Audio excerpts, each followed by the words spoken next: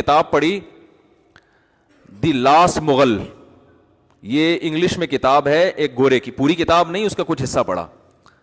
The last Mughal, یہ کتاب آپ لوگ ضرور پڑھیں. اس انگریز نے مغلوں کی تاریخ پر ایسی شاندار اور اوتھینٹک کتاب لکھی ہے کہ ہٹو بچوں کر دیا اس نے.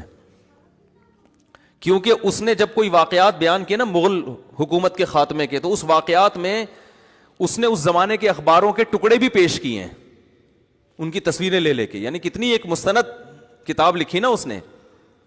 اس کتاب میں ایک بات لکھی ہے, وہ میں نے اسکرین شاٹ بھی لیا ہوا ہے اس کا اپنے موبائل میں, کبھی موقع ملا تو آپ کو دکھاؤں گا انشاءاللہ, کہ انگریز جب بر صغیر میں آیا تو جو مسلمان حکمران تھے نا, جو مغل بادشاہوں کے جو شہزادے اور شعراء, یہ لوگ پوری رات مشاعرہ کرتے, اور جب فجر کی اذان ہوتی تو یہ سونے کے لیے جا رہے ہوتے تھے. رات بھر کیا چل رہا ہوتا تھا ان کا, یہ فیوچر کی پلاننگ ہو رہی تھی ان کی.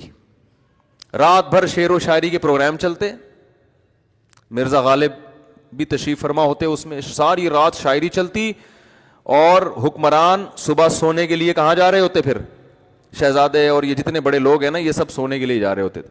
اور انگریز صبح 4 بجے اذان سے پہلے اٹھ کے ایکسرسائز کر رہا ہوتا تھا. نہیں آ رہی بات, میرا خیال ہے. اب آپ مجھے بتاؤ, ایک قوم ساری رات شاعری سنتی ہو, یا پب جی کھیلتی ہو, یا ڈرامے دیکھتی ہو. اب ڈرامے آ گئے, پب جی آ گیا, اب شاعری ختم ہو گئی. شاعری میں تو پھر بھی فائدہ تھا, کم از کم اردو ادب میں تو مہارت ہوتی نا, پب جی میں تو وہ بھی فائدہ نہیں ہے, وہ بھی نہیں ہے. تو ایک قوم جو رات 4 5 6 بجے سو رہی ہو, اور دوسری قوم جو 4 بجے اٹھ کے ورزش کر رہی ہو, تو فیوچر کس کے ہاتھ میں آئے گا بتاؤ؟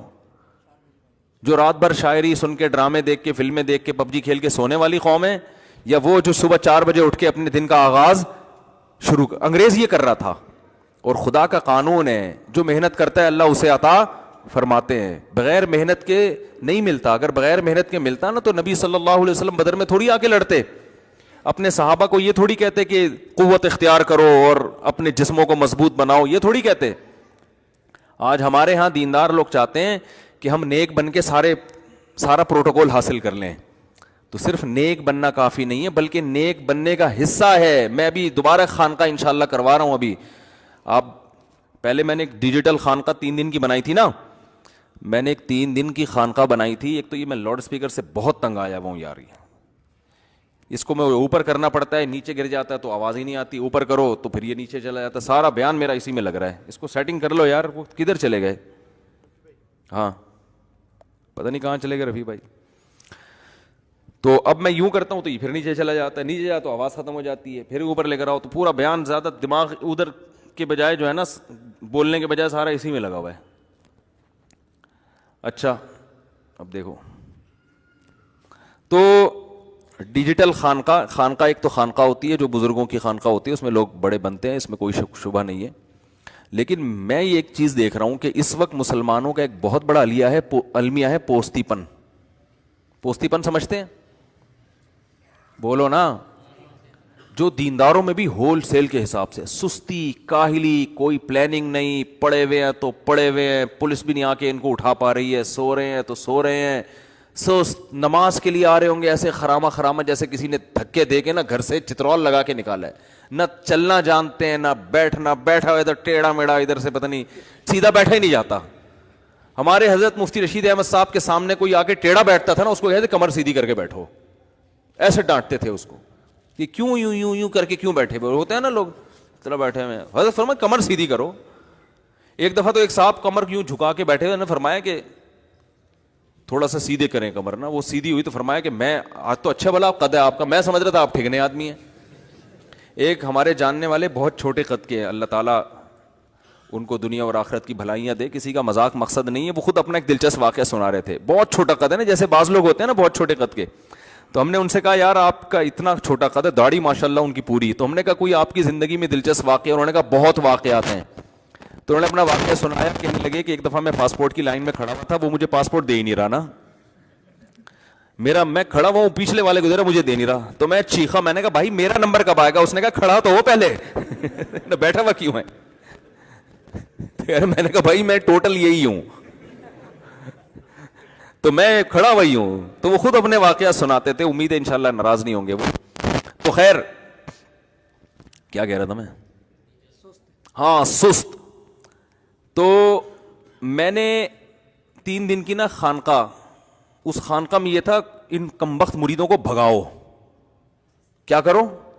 جو دیگیں کھا کھا کے مستنڈے ہو رہے ہیں نا موٹے موٹے, اب تبلیغ میں بھی جو بڑے اکابر ہیں بزرگ ہیں ان کے ساتھ کوئی وقت لگائے تو پھر تو ٹائٹ ہے, کوئی ہم جیسوں کے ساتھ ہی وقت لگا لے تو وہ اور سست ہو جاتا ہے.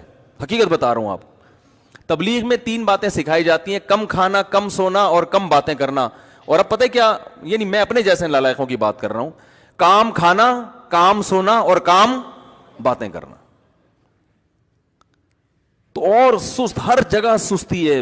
گورنمنٹ کے اداروں میں صرف ایک فورسز کے ادارے ایسے ہوتے ہیں جہاں سستی کو وہ پنپنے نہیں دے. ان کا 7 بجے کا مطلب 7 بجے ہوتا ہے, 6 بجے کا مطلب 6 بجے ہوتا ہے, ٹھیک ہے نا.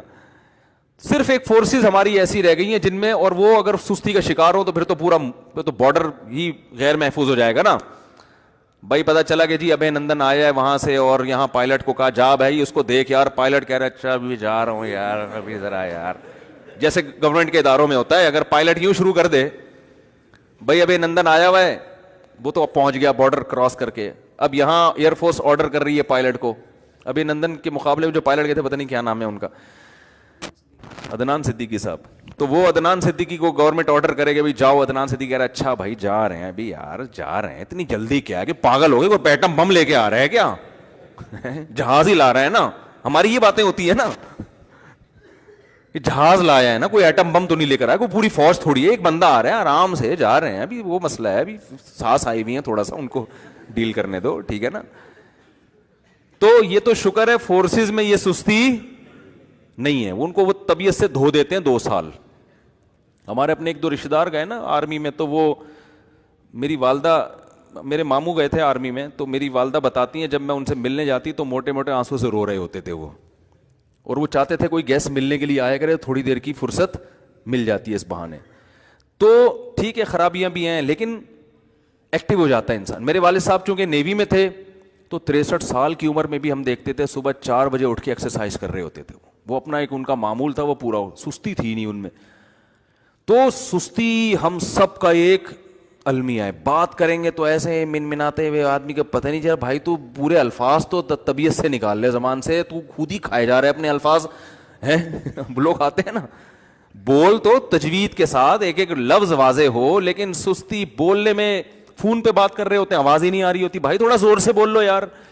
تو یہ ہمارا بہت بڑا مسئلہ ہے جس سے ہم اجتماعی سطح پہ تباہ ہو رہے ہیں. اور سست آدمی دیندار نہیں ہو, دینداری کا گیٹ اپ بنا سکتا ہے, داڑھی بڑی ہو سکتی ہے سستی میں کہ کاٹنے کا ٹائم ہی نہیں ملا اس کو,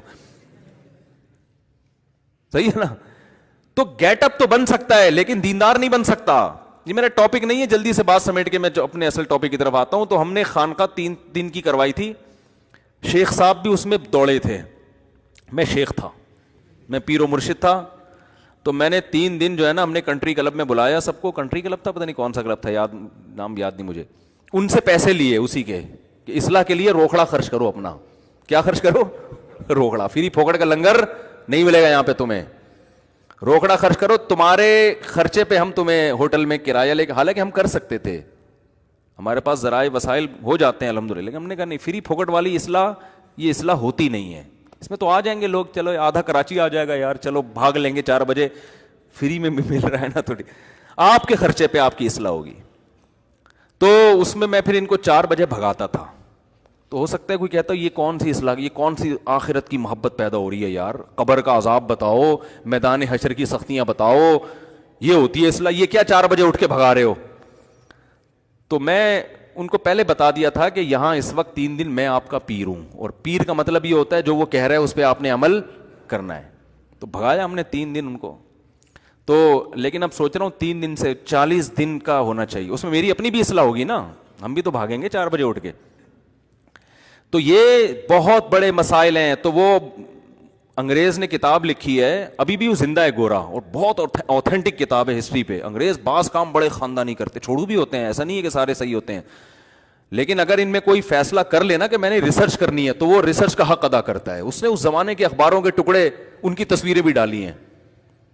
تو اس نے یہ لکھا ہے کہ صبح 5 بجے 4 بجے یا 5 بجے جب فجر کی اذانیں ہوتی تھیں تو مغل بادشاہ